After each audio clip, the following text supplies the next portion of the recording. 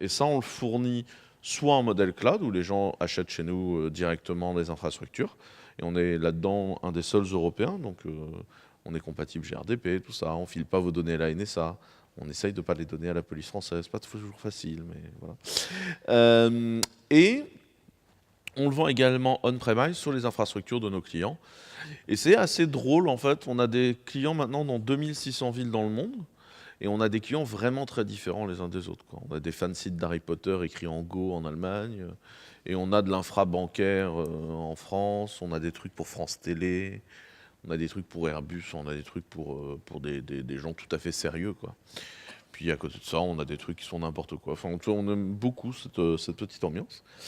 Et en fait, on essaye de vachement reverser à la communauté. On est une boîte qui fait énormément d'open source, mais on ne fait pas toujours de l'open source pour se glorifier de l'open source. C'est-à-dire, on bosse vraiment en open source. On a des contribs dans le kernel, dans le systemd, dans ce genre de trucs. On n'est pas là pour en faire la promo. On développe notre propre distrib Linux. On n'est pas là pour... Enfin, c'est pas notre business de vendre cette distrib Linux. Par ailleurs, utilisez-la, c'est vachement bien. Donc, la plupart des gens qui vont vous parler aujourd'hui dans la trappe DevOps vont vous parler d'automatisation de l'infrastructure. Quand on parle d'automatiser l'infrastructure, je ne parle pas des trucs un peu oldies à la Puppet, Chef, Salt, ce genre de trucs qui en fait servaient à mettre à jour des machines et on essayait juste d'automatiser l'apprentissage de l'histoire pour des machines. Mais je parle vraiment de l'immutable infrastructure, c'est-à-dire ce moment où on a fait la différence entre pet et cattle et qu'on est capable de créer et de détruire en permanence des instances pour gérer la croissance de son orga et l'évolution de différentes features. Donc ça, c'est un talk que j'ai donné ici même l'an dernier, dont je vous ai mis les liens YouTube. J'ai également donné en anglais plusieurs fois. Je ne sais pas pourquoi c'est le lien d'InfoQ, mais admettons.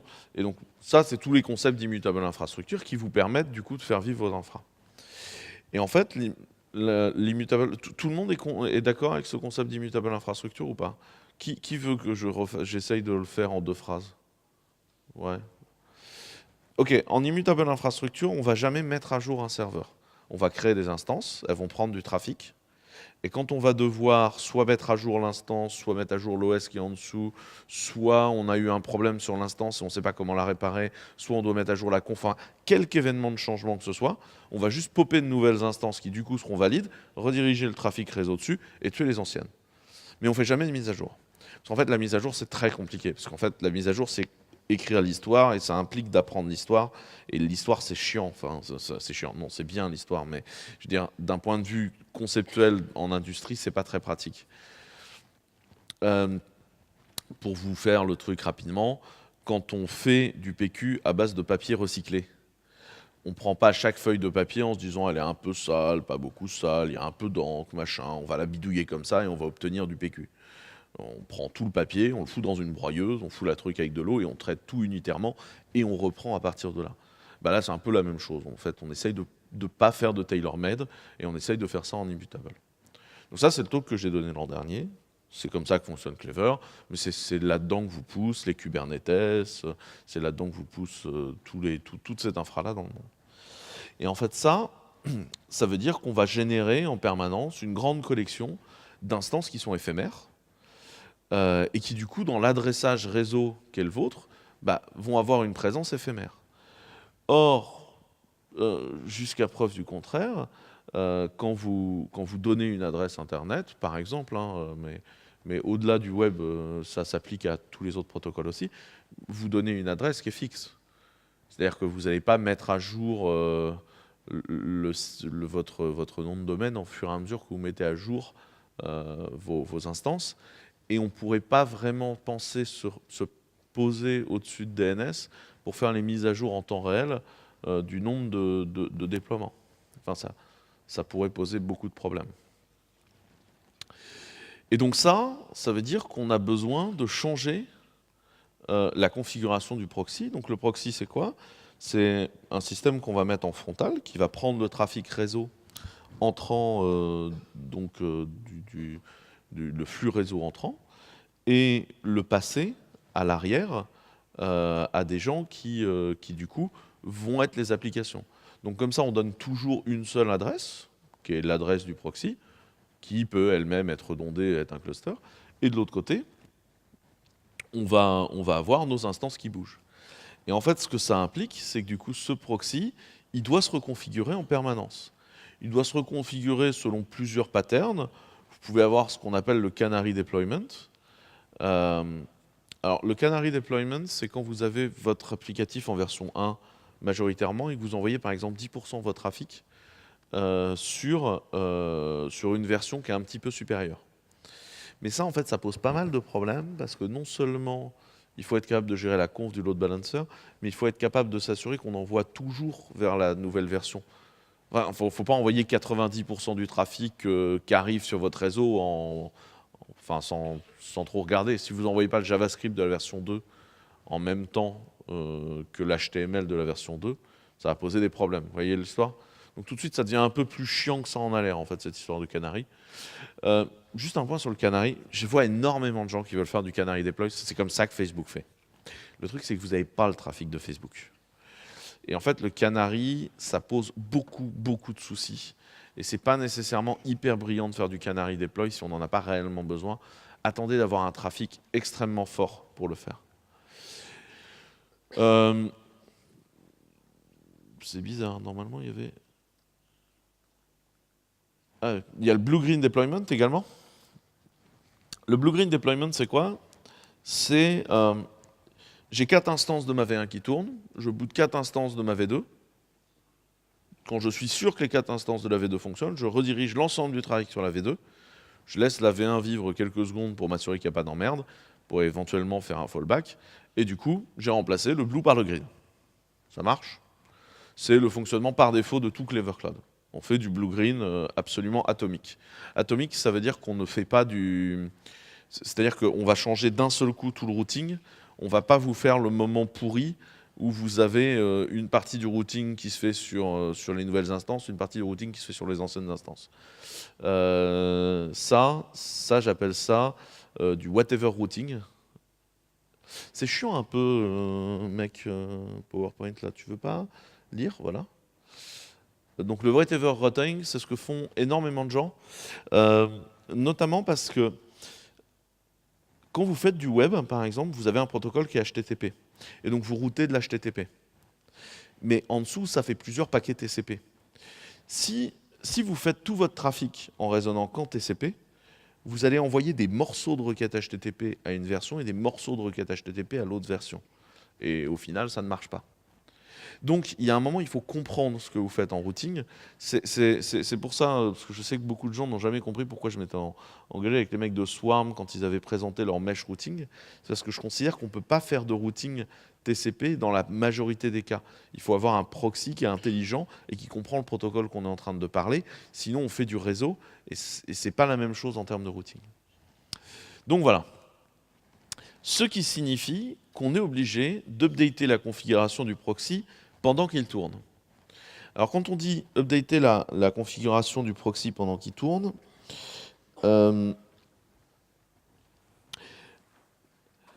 sur Clever, vu le nombre de déploiements qu'on a aujourd'hui, on doit changer la configuration des fonctions quelque chose comme 250 fois à l'heure, ce qui fait un paquet de fois par minute en fait. Ce qui veut dire que pendant que l'application est fonctionnelle, il y a un moment où on doit le changer. Et je ne peux pas me permettre d'arrêter les frontaux à chaque fois que je change la configuration. Vous voyez le souci? Et donc, je ne peux pas créer de downtime sur l'ensemble de mon parc applicatif. À chaque fois, j'ai besoin d'aller changer un truc. Et en fait, changer la configuration pendant qu'on tourne, c'est un problème hyper fondamental.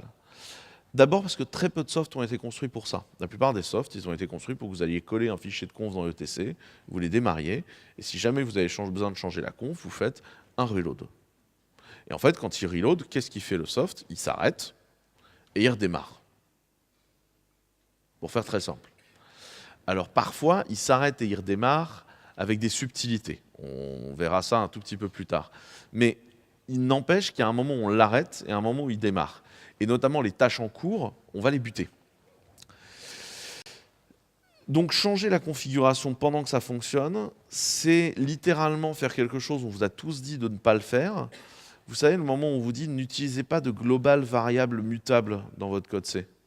On est en train un peu d'essayer de mettre en place ce genre de pattern. Donc c'est comment on sécurise ces patterns-là qui est la question fondamentale. Donc chez Clever, on a créé un truc qui s'appelle Sozu. Donc Sozu, c'est ça en fait, c'est ces fontaines japonaises comme ça, et qui est un reverse proxy qui se reconfigure à chaud, dont je vais vous parler maintenant, et donc je vais essayer de vous expliquer un peu la différence entre Sozu et ce qui se fait ailleurs, et pourquoi c'est important. Donc Sozu, c'est un projet qu'on mène depuis très longtemps. C'est un projet qui est écrit en Rust. Qui connaît Rust? Donc, pour ceux qui ne connaissent pas Rust, je vais vous parler 2 secondes de Rust. Il y a quelques années, chez Samsung, ils se sont dit, c'est un peu con, on a des problèmes de perf sur les navigateurs mobiles, les navigateurs web. Parce qu'en fait, tous les navigateurs, c'est des technologies des années 90. Firefox est directement issu d'une base de code Netscape. IE, c'est antédiluvien. Tout ce qui est Safari, Chrome, etc., c'est hérité d'un truc qui était WK-HTML à l'intérieur de KDE, qui était une espèce de truc dans Trolltech. Enfin, très vieux comme technologie, ça a donné WebKit. Mais toutes ces technologies-là sont basées sur du C et du C++, et n'ont pas été pensées nécessairement avec les paradigmes modernes. C'est-à-dire qu'à l'époque, vous aviez un Celeron, il avait un seul cœur, et il allait plus vite qu'il pouvait, et notamment la parallélisation, c'était compliqué. Et je ne sais pas si vous avez essayé d'écrire du code parallèle en C ou en C++. C'est une expérience relativement désagréable. Et en fait, toutes ces technos-là ont en fait un problème de bottleneck. C'est-à-dire que si vous regardez votre Chrome fonctionner, vous allez voir que vous avez des CPU extrêmement chargés et d'autres très peu chargés. Et surtout, au mieux, il va réussir à coller en fait le processeur qui rend une page web à un instant T sur un cœur et une autre page web sur un autre cœur, mais il n'arrive pas dans le rendu de la page web à bien disperser le travail sur les multiples cœurs de votre système. Parce que C et C++ eux-mêmes sont un héritage technologique du XXe siècle où la parallélisation n'était pas nécessairement une grosse problématique. Mais aujourd'hui, on a tous 16 cœurs d'exécution en fait, dans nos machines, voire un peu plus avec l'hyperthreading. Enfin, on a 10 cœurs d'exécution, on en a beaucoup. Donc Samsung s'est dit, pourquoi est-ce qu'on ne réécrirait pas un navigateur de zéro? Alors, sauf qu'écrire un navigateur, c'est très compliqué, il vaut mieux prendre des gens compétents. Donc ils ont été voir le seul vendeur de navigateurs avec lequel on peut avoir une discussion. C'est-à-dire que ça ne sert à rien pour Samsung d'aller discuter avec Microsoft, avec Apple ou avec Google, hein, c'est évident. Donc ils ont été voir Firefox. Ils leur ont dit, et si on réécrivait un navigateur de zéro? Et les mecs de Firefox ont dit, oui, c'est une bonne idée, par contre, il nous faudrait des sous. Donc là, Samsung a filé peu d'argent pour Samsung, beaucoup d'argent pour Mozilla. Et les mecs de Mozilla ont commencé à réfléchir, si on devait réécrire Firefox de zéro, comment est-ce qu'on ferait? Et en fait, là, il y a un mec qui travaillait sur un projet universitaire qui s'appelait Rust. Et c'est un langage qui est low level. Donc quand on dit low level, c'est qu'il n'y a pas runtime, il n'y a pas de garbage collector, il n'y a pas tout ça. Ça génère du binaire qui va rentrer dans le CPU et se servir à fond du CPU. Mais dont la gestion de la mémoire était basée sur un pattern qu'on appelle le borrowing pattern. C'est-à-dire qu'en fait, c'est le compilateur qui regarde qui a manipulé en permanence chaque bloc de mémoire et se demande pour chaque bloc d'exécution, est-ce que c'est parallélisable? Et si c'est parallélisable et que tu n'as pas géré le problème par un des mécanismes qui est fourni par Rust, il t'engueule. Donc tu ne peux pas, en fait, faire du code qui ne peut pas se paralléliser. Le compilo n'est pas d'accord. Et par ailleurs, Rust a été construit pour tirer pleinement parti de toute l'infrastructure LLVM, qui est une formidable machine à écrire des compilateurs. Mais en fait, quand on écrit du C dans LLVM, on ne se sert pas de toute la puissance des LLVM. Et là, vraiment, Rust, il se sert de l'infrastructure LLVM. Il fait ce qu'on appelle de l'élongation de boucles, c'est-à-dire que pour chaque boucle, il les déroule entièrement à la compilation pour voir s'il ne peut pas les réduire, etc. Ce qu'on ne faisait pas avant, parce qu'avant, ça prenait beaucoup de RAM de faire ça, genre 8 gigas, mais quand on en avait 256 mégas sur nos machines, 8 gigas, c'était beaucoup. Et donc, en fait, on va réouvrir tout et on va reprendre ça et faire des morceaux de binaire. Et donc Rust, les mecs de Mozilla ont embauché les mecs qui faisaient Rust, ils ont embauché des gens, ils ont commencé à écrire un moteur de zéro en écrivant Rust, et les deux se sont envoyés la balle pour fonctionner, donc ça s'appelle Cerveau. ce qui me permet de faire un petit point sur Mozilla. Donc, un morceau de cerveau a été intégré à Firefox 48. C'est un bout qui s'appelle juste stylo, et c'est un morceau qui fait le processing de votre CSS. Vous voyez, c'est un tout petit morceau encore du rendu d'une page web, mais déjà les performances de Firefox sont très très appréciables. Donc je vous invite à retester Firefox, et par ailleurs c'est bien d'utiliser Firefox, parce qu'on est dans un contexte où Chrome est en train de devenir un navigateur hégémonique, ce qui n'est pas du tout une bonne idée. Enfin, rappelez-vous la dernière fois que c'est arrivé dans le web qu'on ait un navigateur hégémonique, on l'a payé pendant près de 10 ans. Donc soyez des gens responsables, utilisez Firefox, parce que je pense qu'aujourd'hui on a besoin de diversité dans le modèle des navigateurs. Je pense que sinon on paiera très cher. Donc, tout ça pour dire, Rust c'est un langage nouveau, enfin nouveau qu'il y a quelques années maintenant, qui a l'avantage de générer donc du binaire, du low level, parce que quand on fait un reverse proxy, on va faire des choses extrêmement bas niveau. Si vous voulez, si j'avais un garbage collector, si j'écris un reverse proxy avec un garbage collector, je vise personne ici. Mais par exemple en utilisant Go. Bon, au moment où le garbage collector passe, qu'est-ce qu'il fait? Il arrête l'exécution du programme et il regarde pour chaque variable, ah au fait, est-ce que toi tu es encore employé quelque part? Et il fait la liste, et puis si quelqu'un ne se sert plus d'une variable, les variables sont libérées. C'est comme ça que marche un garbage collector. Mais il y a un stop the world. Ce qui fait que quand vous exécutez et que vous regardez le throughput, c'est-à-dire la capacité à délivrer du trafic réseau d'un reverse proxy écrit avec un garbage collector, en performance, vous voyez passer le garbage collector régulièrement, quoi. Parce qu'il arrête le monde. Alors c'est tout à fait possible si vous avez 200 requêtes à la seconde, sauf que nous, pour vous donner une petite idée de notre scale, et quand on a décidé de réécrire ça, le fichier de frontal de configuration, le simple fichier texte de configuration de nos frontaux, est un fichier texte de 128 mégas. Donc en termes de contenu, on est un peu là, quoi. Donc, là, en ce moment, notre monitoring doit générer quelque chose comme 200 ou un peu plus de gigas à l'heure. Donc on est sur une scale où on ne peut pas trop se permettre ce genre de choses. Parce qu'à chaque fois que vous retardez, en fait, vous allez devoir l'assimiler pendant la fonction suivante. Donc la question, c'est quand est-ce que vous n'arriverez pas à absorber le retard que vous avez pris avec le garbage collector entre deux garbage collecting. Donc c'est pas du tout une bonne idée de faire ça. Donc il nous fallait un truc low level, donc on avait le choix entre l'écrire en C, et pour des raisons que j'ai évoquées avant, ce n'était pas une très très bonne idée, ou alors on cherchait un nouveau langage. Donc quand on est tombé sur Rust, on s'est dit c'est génial, on va aller faire du Rust. Par ailleurs, je vous recommande de payer une certaine attention sur Rust. C'est un langage qui est en train de tout changer, notamment en ce moment, tranquillement, la communauté Rust est en train de réécrire tout le low level de GNU. C'est-à-dire qu'on a réécrit sed, on a réécrit find, on a réécrit grep, tout se réécrit tranquillou. Et de plus en plus de choses sont faites en Rust, en plein de morceaux. Des boîtes comme Dropbox, elles ont viré plein de Python pour mettre du Rust à la place depuis très longtemps. Donc voilà, et il se trouve qu'une des librairies qui est très utile dans Rust, c'est un truc qui s'appelle Nom, qui fait du parsing, et qui maintenant est dans Firefox, etc. Et ça vient de chez Clever. Ça fait des années qu'on bosse sur le sujet. Donc je vous invite à regarder ça, et je vous informe également que la Rust Fest Europe cette année aura lieu à Paris au mois de février-mars. Voilà, c'était sur Rust. Est-ce qu'on fera des questions plus tard s'il y en a qui ont des questions sur Rust, mais langage très intéressant. Ensuite, on s'est dit comment on va construire un reverse proxy. Alors là, on a changé complètement la façon de faire des gens. Vous avez votre réseau qui arrive d'en haut. On va faire rentrer les requêtes.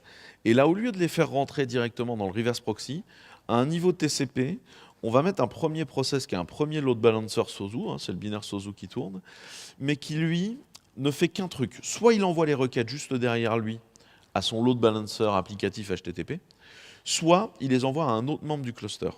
Ça veut dire que si le HTTP, pour une raison XY, venait à crasher, on ne perdrait pas les requêtes.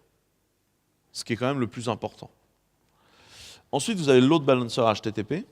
Donc le load balancer HTTP, c'est lui qui va renvoyer vers les backends le sujet, mais ce n'est pas lui qui va mettre sa configuration à jour. En fait, ce qui se passe, c'est que le load balancer HTTP vous avez un protocole binaire pour lui parler, qui est utilisé par le proxy controller, et c'est le proxy controller qui va mettre à jour le proxy HTTP. Mais vous n'avez pas une API REST ou un truc comme ça pour le mettre à jour. C'est un truc très low level. On a essayé d'embarquer dans Sozu le moins de code possible, parce qu'on veut que ce soit du code testé, rigoureux, qui ne puisse pas poser de problème, et embarquer tout un serveur HTTP, ce n'était pas du tout acceptable, ça posait des problèmes. Donc ça, c'est l'architecture. C'est une architecture qui est quand même très différente, sachant qu'un Sozu en lui-même, il a un master et des slaves, comme la plupart des architectures, parce qu'il faut qu'on soit capable d'updater le binaire pendant qu'il tourne. Donc il y a bien un moment où il faut qu'on soit capable de balancer à un autre process tout ce qui se passe et faire fonctionner le binaire alors qu'on est en train de mettre le binaire à jour au sein du CPU. La seconde problématique qu'on avait, c'est ce qu'on appelle le zéro copie. Vous avez des requêtes HTTP qui arrivent dans votre carte réseau. Soit vous prenez vos requêtes, vous les filez au CPU, qui va la coller en RAM, qui va se demander ce qu'il y a dedans, qui va les refaire passer par le CPU pour les renvoyer à la carte réseau. Et là, ça vous a pris une éternité. Soit vous êtes capable de récupérer la requête. À ce moment-là, vous dupliquez le contenu, vous regardez très rapidement ce qu'il y a dedans, et tout le flux réseau qui arrive est immédiatement redirigé et ne quitte jamais la carte réseau. C'est du zéro copie. Vous ne copiez pas la donnée en fait, sur la RAM. Vous ne la faites pas quitter la carte réseau. Et c'est comme ça qu'on peut descendre à des latences qu'on n'exprime pas en millisecondes, mais en nanosecondes. Ce qui permet donc d'avoir un reverse proxy qui coûte très peu cher en termes de contenu. Par contre, ça a un souci. On ne peut plus modifier le contenu à la volée. C'est pour ça que dès que vous mettez un reverse proxy applicatif qui fait du rate limiting, qui fait du sticky session, parce que le sticky session, il rajoute des cookies, qui fait de l'authentification, qui fait de l'enrichissement de la requête, etc., etc., vous ralentissez énormément votre applicatif, parce que pour être capable de modifier la requête, le reverse proxy est obligé de la monter en mémoire. Et donc, de faire tout le sujet dont j'ai parlé avant. C'est pour ça que ça pose un problème de perf, c'est pour ça qu'en général on est assez opposé à ce genre de modèle et que si vous avez besoin de faire de l'authentification, ne la faites pas en frontal, faites-la avec des crypto-tokens. Vous avez du JWT ou des macaroons qui sont capables de prendre le relais là-dessus et qui sont les nouvelles façons de faire du crypto-token. J'en parle beaucoup dans une conf que j'ai donnée sur les microservices à Devoxx. Ensuite, on voulait des performances qui soient prédictibles. La plupart des reverse proxy du marché sont des softs. Si tu leur envoies de la requête, ils vont la prendre. Et même s'ils sont en difficulté et qu'ils en ont trop, ils vont continuer à prendre. Et en fait, ils vont se mettre à ramer en général, mais ils vont continuer à manger, à manger, à manger, à manger. Quand on a construit Sozu, c'est pas du tout ce qu'on a fait. Dans le fichier de conf de Sozu, et vous le calculez de façon X, de façon relativement scientifique en fonction du matériel que vous mettez dedans, vous donnez un nombre de requêtes concurrentes à traiter. À ce nombre-là plus 1, il fait une connection refused. Pourquoi? Parce qu'on considère qu'aujourd'hui, si vous traitez attentivement votre cluster de reverse proxy, vous avez du monitoring dessus, vous savez combien de requêtes concurrentes il traite, et donc vous êtes capable de faire scaler votre cluster de reverse proxy au fur et à mesure, de façon à absorber de la charge. Si pour absorber de la charge, vous faites ramer l'ensemble des requêtes de vos clients, en fait, vous perdez de l'argent, parce que vous les servez tous mal, au lieu d'en servir certains bien et d'en laisser tomber certains. Imaginons que vous vous appelez Criteo, par exemple. Vous savez, c'est de l'advertising, ou Tamo. Vous êtes exactement dans ce sujet-là. Vous êtes Tamo, Titre, enfin tous ces gens-là qui font de l'enchérissement donc, vous voyez comment ça marche, la vente d'advertising. En fait, il y a un espace publicitaire sur votre ordinateur qui s'ouvre, et à ce moment-là, tous les advertisers peuvent enchérir pour prendre cet espace-là. Et en fait, ils ont un temps contraint pour enchérir, qui est de 200 millisecondes. Donc en 200 millisecondes, ils reçoivent une requête et ils doivent avoir répondu oui, non. S'ils n'ont pas répondu, c'est non. Et ils ne peuvent pas enchérir sur le truc. Donc à chaque fois qu'ils n'ont pas été capables de traiter une requête en 200 millisecondes, ils ont perdu de l'argent. Puisqu'ils n'ont pas pu enchérir sur la requête. Vous comprenez le truc? Du coup, si tu prends trop de requêtes, descendre la performance de l'ensemble des requêtes dans ces cas-là, c'est une catastrophe financière. Alors que ne pas répondre à certaines requêtes, c'est pour finir une bonne façon de gérer le truc. Et même si vous gérez un e-commerce, en fait, c'est la bonne façon de gérer. Parce qu'en fait, quand vous baissez la performance de votre site, vous perdez plein de clients. Alors que là, les clients que vous les servez bien. Donc cette vision Predictable Performances, c'est une vision qu'on a insérée à l'intérieur du système. Quand on dit qu'on change la configuration au runtime, on change la configuration au runtime. Ce que je veux dire par là, c'est qu'on ne fait pas du hot reloading. C'est quoi le hot reloading? C'est ce que font absolument tout le monde, sinon. C'est-à-dire qu'en fait, vous avez un process qui va être redémarré et on va essayer de récupérer en pétant le moins de connexions possible.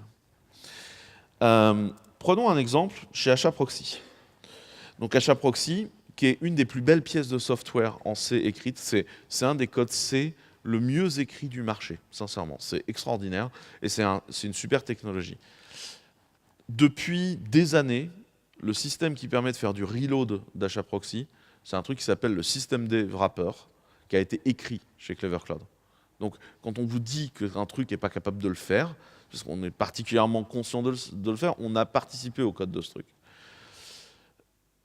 HAProxy, en fait, ce qu'il fait, c'est pas nécessairement hyper clair dans ce truc-là, mais en fait, ce qu'il va faire, c'est qu'il va vous créer donc vous avez votre HAProxy qui tourne avec sa conf.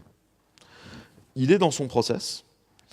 Et en fait, au moment où votre HAProxy doit changer de conf, on boot un deuxième HAProxy et on swap les process à cet endroit-là avec un seek kill. J'essaie de vous montrer ça de façon propre.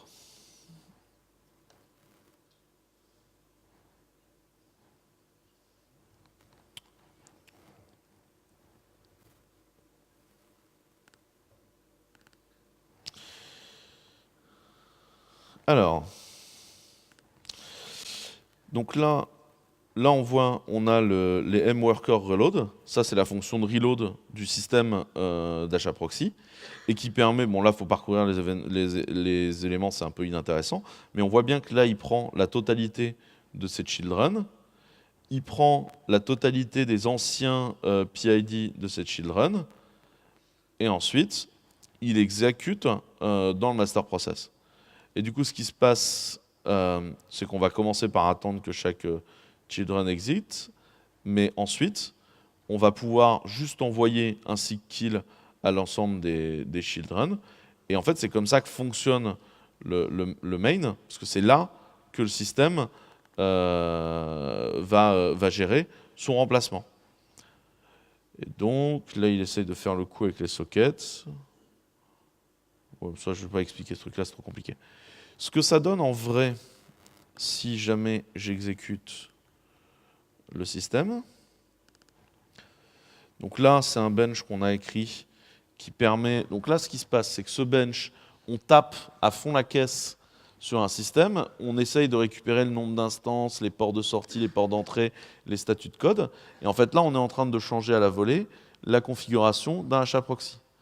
Et donc, on a booté 3 serveurs nodes là sur le côté, c'est ce qu'on voit là.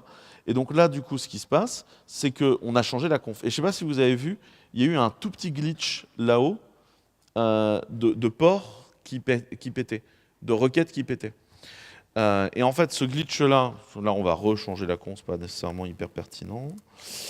Enfin, ceci dit, essayez de regarder, vous allez voir, le nombre de failures va changer à un moment et on va voir passer quelques failures. C'est assez rapide, hein. On parle d'un système où on essaye de ne pas perdre un seul paquet, hein, encore une fois, c'est un sujet. À partir de ce moment-là, ce qui est intéressant, c'est de se rendre compte, si on prend l'extract de ce truc-là. Coucou, tu reviens? Voilà. Si on prend l'extract, ici on voit bien qu'on a perdu un certain nombre de systèmes. Et en fait, ce qui s'est passé, c'est que du coup, les requêtes qui étaient en train d'être process au moment où on a fait le swap de process, bah en fait, on a bien routé les paquets TCP partout, donc il n'y a pas de souci là-dessus. Par contre, comme on était entre deux requêtes HTTP, on les a écrasées. Et du coup, on a perdu ces requêtes-là. On a perdu des paquets. Et on n'a rien retenu. Là, on a fait du broken pipe sur les requêtes dans le frontal. Vous comprenez le point? Ça a un autre impact qui est caché, c'est qu'en faisant du hot reload comme ça, vous avez votre achat proxy et ce qu'il fait en RAM. Vous créez un deuxième achat proxy que vous allez stacker au-dessus. Et donc, même si l'autre disparaît assez rapidement, vous vous retrouvez à stacker à un moment 2 fois la RAM. Vous pouvez vous dire, c'est pas très grave, la RAM ça coûte pas cher, c'est vrai. Mais d'un point de vue gestion du monitoring, ça veut dire que le comportement normal de votre machine, il n'est pas compris entre n et 10% de n en plus et 10% de n en moins, mais compris entre n et 2n. Ce qui n'est pas du tout la même chose. C'est-à-dire qu'en cas de merde, vous allez mettre beaucoup plus de temps à comprendre ce qui est en train de se passer. Si on prend Traefik, alors Traefik c'est presque encore pire. Passons directement à la démo. En fait, ce qui se passe, c'est que Traefik il fait carrément pas de keep alive, donc comme ça on est... C'est un peu chiant ce truc avec les changements d'écran là, mon chou.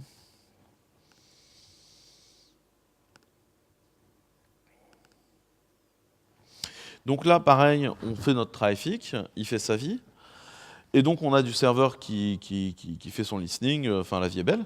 Et en fait, on va voir qu'à chaque fois qu'on change la config du Traefik, donc là, on change la config du Traefik, là, on a le Traefik qui tourne, là, on a notre test, et là, on a nos serveurs de base qui fonctionnent. Hein. Et donc, à chaque fois qu'on change la config du Traefik, on va perdre un certain nombre de requêtes. Alors, c'est pire parce qu'en fait, les paquets sont acceptés, mais ils ne seront jamais traités.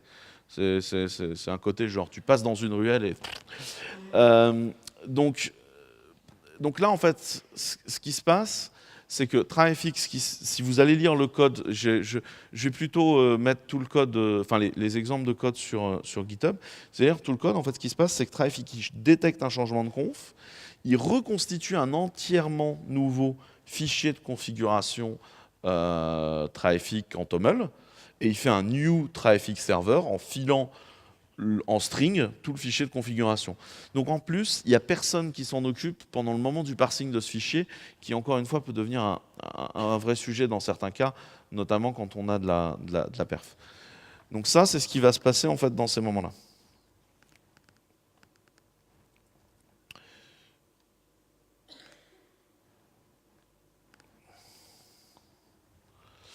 Et donc là, encore une fois, on est en hot reloading, et on n'est pas du coup en reconfiguration à chaud, ce qui n'est pas du tout la même chose.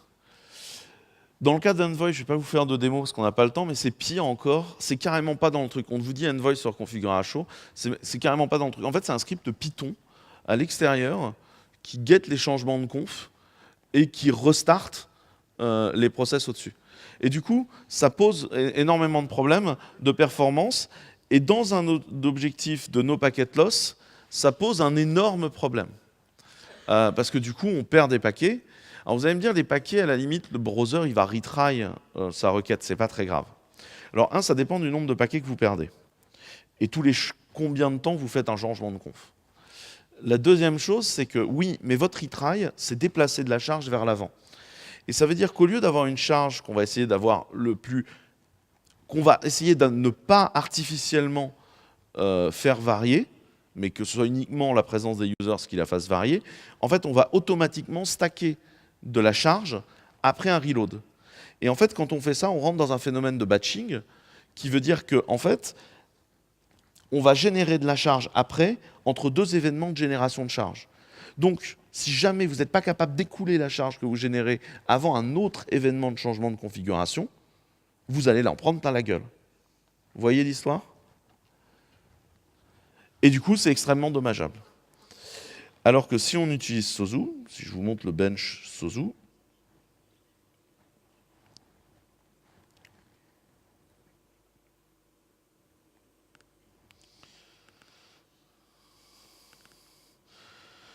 donc le Sozu start, il fait sa vie, t'as gardé soin de soi. Et donc, là, ce qu'on voit, c'est qu'on va toujours avoir des trucs, et on va même pouvoir conserver du keep alive. C'est-à-dire que nos clients vont conserver leur connexion Keep Alive TCP avec le serveur, elle ne sera jamais rompue. On va uniquement switcher en back-end et personne ne va s'en rendre compte. Ce qui veut dire qu'on aura, comme on n'a jamais changé, on est bon, on est en train de ne pas perturber les clients et d'avoir quelque chose de lisse dans son fonctionnement. Et en fait, on part absolument 0 paquet si on observe le résultat du batch d'en haut. La totalité du set pour faire le batch est disponible sur GitHub si vous voulez. Donc ça, c'est la petite différence et c'est ce qui est appréciable et c'est plutôt assez marrant. Maintenant, parce qu'il ne faut pas que je traîne de trop si ma mémoire est bonne.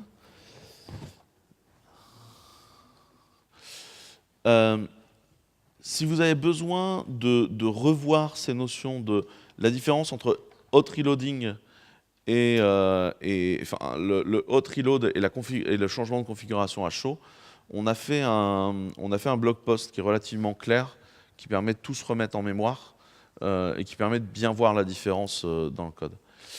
Juste pour qu'on termine là-dessus, ce point-là, il n'est pas du tout anodin, parce qu'on introduit de plus en plus des protocoles à longue portée dans le temps, comme HTTP2. Et en fait, le problème que vous avez quand vous stackez, tant que vous n'avez pas sorti en fait, les connexions, parce que du coup, qu'est-ce qui se passe? Vous avez votre HAProxy qui tourne. Vous changez sa conf. Vous passez à un deuxième HAProxy qui tourne. Et vous conservez l'ancien tant qu'il a encore des connexions. Le truc, c'est que dans le cadre de connexion WebSocket ou HTTP2, les connexions, elles peuvent durer des années, en fait.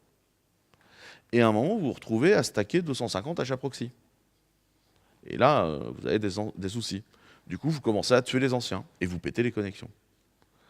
Et dans le cadre d'HTTP2, en fait, ce micmac de gestion de la connexion sans perdre un seul paquet va être encore plus fort, surtout qu'on va aller vers éventuellement d'autres protocoles basés par exemple sur Quick pour essayer de gagner en rapidité.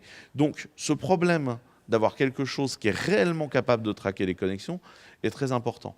Par ailleurs, en termes de métrique et de compréhension, quand c'est réparti entre plusieurs instances de votre reverse proxy, les connexions, vous n'êtes pas capable de faire de la météorologie sur ce qui se passe, puisqu'en fait c'est chacun fait son propre truc. Alors que là, on sait exactement qui est lié à chaque connexion, puisque tout le monde est dans le même soft. Vous voyez le point? Et donc, du coup, ça va permettre bien plus de choses en termes de monitoring et d'être beaucoup plus fin sur la gestion de la performance. Pour aller plus loin, à partir de Sosu, vous avez un talk en français qui a été donné par Geoffroy, qui est l'architecte du projet Sosu, qui explique comment on écrit en Rust des serveurs performants. C'est un talk relativement compliqué mais intéressant. Et vous en avez un sur l'architecture de code interne de Sosu qui a été fait à la RustFest cette année, qui lui est en anglais juste derrière. Si vous voulez jouer avec, vous avez sosu.io qui est le site web qui, pour être tout à fait honnête, est plus là pour être là. Tout ce qui est important se passe dans Sosu Proxy. Et notamment dans Sosu Proxy, vous allez pouvoir trouver le reverse proxy, mais c'est managers qui permettent de changer sa configuration. Et en fait, les managers qui permettent de changer la configuration sont aujourd'hui assez amusants, notamment parce que on fournit un manager. Donc je vais vous montrer ça tout de suite. Si les écrans acceptent de changer.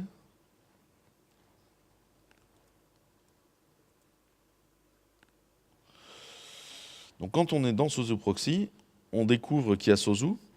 Et en fait, pour changer la configuration de Sosu, vous avez comme...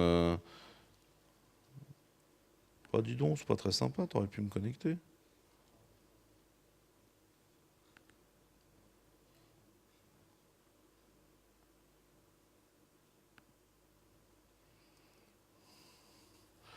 Donc, dans Sosu, on va trouver une ligne de commande qui change la configuration de Sosu en temps réel, donc qui est le Sosu CTL.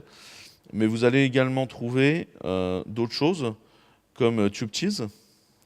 Et en fait, TubeCheese, c'est un système qu'on a mis au point qui permet, en fait, TubeCheese, il est capable d'absorber la conf d'un traffic en temps réel pour la répliquer dans le Sosu.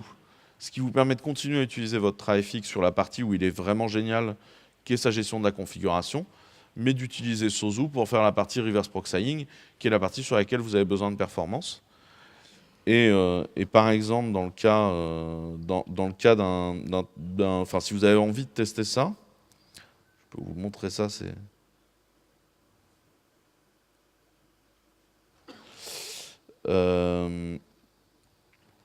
vous avez en fait ici des démos, et dans les démos, vous allez trouver une collection de démos, notamment des démos avec Kubernetes, si vous avez envie de déployer. La démo Kubernetes en utilisant TubeCheese qui est ici, qui utilise une démo qui est une petite app qui permet de déployer des Pokémon. Je vais quitter ça parce que ça c'est chiant. Ce qui fait que si par exemple, si j'ai démarré un Kubernetes ici, si par exemple j'applique l'ensemble de la démo à mon système, allez, ah, pas drôle, mon Kubernetes répété.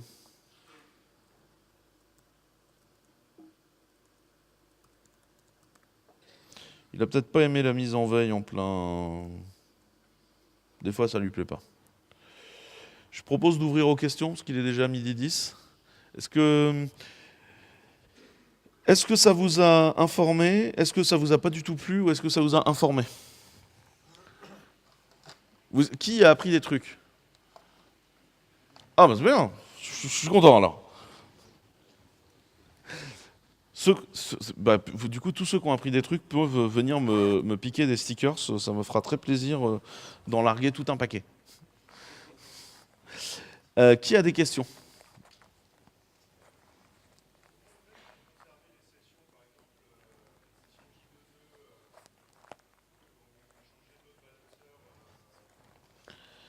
Alors, la session J2E, comment on fait pour la garder sans changer de load quand on change d'instance? C'est pas ton reverse proxy qui est responsable de ça. En fait, soit tu utilises des sticky sessions dans ton système qui vont toujours envoyer vers le même serveur, mais comme tu es en immutable au moment où tu dégages ce serveur-là, bah, du coup, il va juste envoyer sur un et tu vas perdre ta session. Tu es obligé, pour que ça fonctionne, d'avoir un stockage recentralisé de tes sessions du J2E, soit dans une Redis, soit dans une même cache, soit si tu aimes la complexité dans du J-group, ça existe, ou dans une grille mémorielle. Je suis en train de chercher le nom de la grosse grille mémorielle là, qui est bien. Quoi? Oui, il y a Hazelcast, mais il y a l'autre aussi. Enfin, il y a plusieurs grilles mémorielles. Mais en fait, globalement, tu vas les foutre dans une base de données clé-valeur que tu vas aller triturer. Et c'est comme ça que tu vas y accéder, quelle que soit la situation.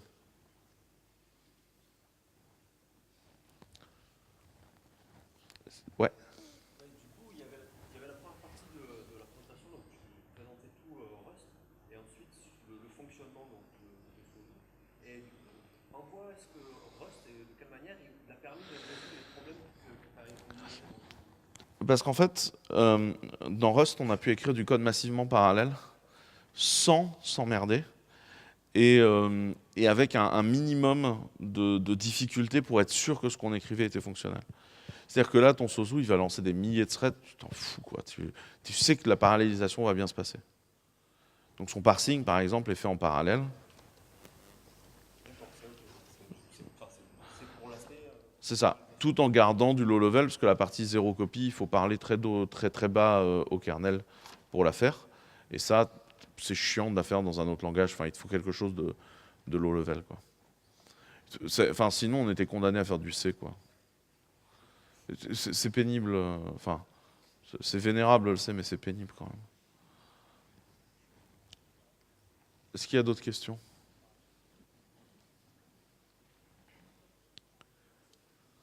Non? Bon, bah cool. Bah, testez Clever Cloud. Amusez-vous avec Sozo et venez prendre des stickers. Merci beaucoup.